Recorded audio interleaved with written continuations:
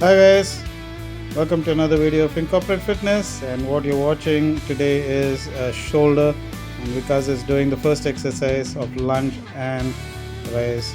So that's the second exercise where you do a crossover and do the shoulders rear deltoids. Then you have the front deltoids and the hamstring working. That is a sumo squat and front raise together. That's an amazing workout. So that's an intense workout to do. And then we have the squat and press.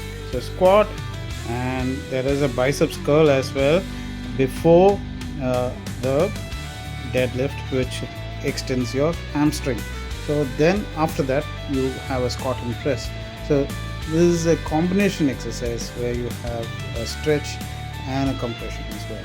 So the next exercise, it's a curtsy lunge with a lateral raise.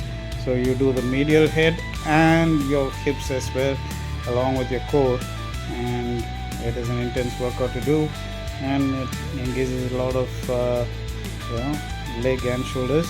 Now the last exercise is for the ab and the lower back and the hamstring together.